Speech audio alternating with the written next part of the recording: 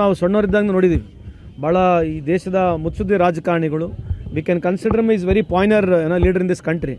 ಇವತ್ತು ಈ ರೀತಿ ಬೇಡಿಕೆ ಮಾಡ್ತಕ್ಕಂಥದ್ದು ಸರಿಯಲ್ಲ. ಇರ್ತಕ್ಕಂಥ ಒಂದು ಇತಿಹಾಸ ಇದೆ. ಅದು ಮೊದಲಿಂದ ಕರ್ನಾಟಕದಲ್ಲಿ ಬೆಂಗಳೂರಿನಲ್ಲಿ ಇವತ್ತು ಮಾಡಿರ್ತಕ್ಕಂಥ ಇತಿಹಾಸ ಕಳೆದ 30-40 ವರ್ಷದ ಇತಿಹಾಸದಲ್ಲಿದೆ. ಇವತ್ತು ಅಲ್ಲಿ ಒಯ್ಯಬೇಕು, ಅಲ್ಲಿ ಜನರಿಗೆ ಅನುಕೂಲ ಮಾಡಬೇಕಂತಕ್ಕಂಥದ್ದು ಇದು ಸರಿಯಲ್ಲ. ಅವರು ಕೇಂದ್ರ ಸರ್ಕಾರ ಅವ್ರ ಕೈಲೇ ಇದೆ. ಇನ್ನೂ ಜಾಸ್ತಿ ಗ್ರಾಂಟ್ಗಳನ್ನ ತೊಗೊಂಡ್ಬಿಟ್ಟು ಬೇರೆ ರೀತಿಯಾದಂಥ ಏನೋ ಒಂದು ಮಾಡಿದರೆ ಅಲ್ಲಿ ಜನಕ್ಕೆ ಅನುಕೂಲ ಆಗುತ್ತೆ.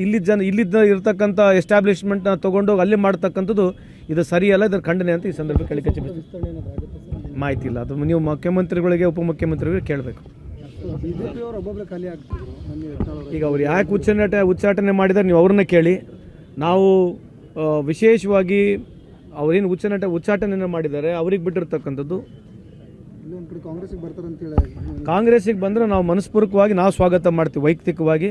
ಅದು ಮುಂದುಗಡೆ ಹೆಚ್ಚಾಗಿ ನಮ್ಮ ಮುಖ್ಯಮಂತ್ರಿಗಳು, ನಮ್ಮ ಉಪಮುಖ್ಯಮಂತ್ರಿಗಳು, ಪಕ್ಷದ ಅಧ್ಯಕ್ಷರುಗಳು, ಹೈಕಮಾಂಡ್ ಅವ್ರು ಏನು ತೀರ್ಮಾನ ಮಾಡುತ್ತೆ ಅದಕ್ಕೆ ನಾವು ಬದ್ಧ. ನಾವು ಸಣ್ಣವರಿದ್ದಾಗ ನೋಡಿದ್ದೀವಿ ಭಾಳ ಈ ದೇಶದ ಮುತ್ಸದ್ದಿ ರಾಜಕಾರಣಿಗಳು. We can consider me is very pioneer leader in this country. ಇವತ್ತು ಈ ರೀತಿ ಬೇಡಿಕೆ ಮಾಡ್ತಕ್ಕಂಥದ್ದು ಸರಿಯಲ್ಲ.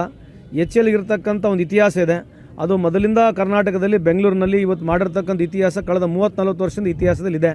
ಇವತ್ತು ಅಲ್ಲಿ ಒಯ್ಯಬೇಕು, ಅಲ್ಲಿ ಜನರಿಗೆ ಅನುಕೂಲ ಮಾಡಬೇಕಂತಕ್ಕಂಥದ್ದು ಇದು ಸರಿಯಲ್ಲ.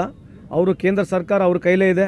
ಇನ್ನೂ ಜಾಸ್ತಿ ಗ್ರಾಂಟ್ಗಳನ್ನ ತೊಗೊಂಡ್ಬಿಟ್ಟು ಬೇರೆ ರೀತಿಯಾದಂಥ ಏನೋ ಒಂದು ಮಾಡಿದರೆ ಅಲ್ಲಿ ಜನಕ್ಕೆ ಅನುಕೂಲ ಆಗುತ್ತೆ. ಇಲ್ಲಿದ್ದ ಇರ್ತಕ್ಕಂಥ ಎಸ್ಟಾಬ್ಲಿಷ್ಮೆಂಟ್ನ ತೊಗೊಂಡೋಗಿ ಅಲ್ಲಿ ಮಾಡ್ತಕ್ಕಂಥದ್ದು ಇದು ಸರಿಯಲ್ಲ. ಇದರ ಖಂಡನೆ ಅಂತ ಈ ಸಂದರ್ಭ ಕೇಳಿಕೆ ಮಾಹಿತಿ ಇಲ್ಲ. ಅದು ನೀವು ಮುಖ್ಯಮಂತ್ರಿಗಳಿಗೆ ಉಪಮುಖ್ಯಮಂತ್ರಿಗಳಿಗೆ ಕೇಳಬೇಕು. ಈಗ ಅವ್ರು ಯಾಕೆ ಉಚ್ಚಾಟನೆ ಮಾಡಿದರೆ ನೀವು ಅವ್ರನ್ನ ಕೇಳಿ.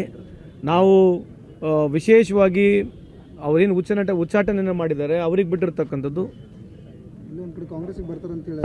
ಕಾಂಗ್ರೆಸ್ಸಿಗೆ ಬಂದರೆ ನಾವು ಮನಸ್ಪೂರ್ವಕವಾಗಿ ನಾವು ಸ್ವಾಗತ ಮಾಡ್ತೀವಿ ವೈಯಕ್ತಿಕವಾಗಿ. ಅದು ಮುಂದುಗಡೆ ಹೆಚ್ಚಾಗಿ ನಮ್ಮ ಮುಖ್ಯಮಂತ್ರಿಗಳು, ನಮ್ಮ ಉಪಮುಖ್ಯಮಂತ್ರಿಗಳು, ಪಕ್ಷದ ಅಧ್ಯಕ್ಷರುಗಳು, ಹೈಕಮಾಂಡ್ ಅವ್ರು ಏನು ತೀರ್ಮಾನ ಮಾಡುತ್ತೆ ಅದಕ್ಕೆ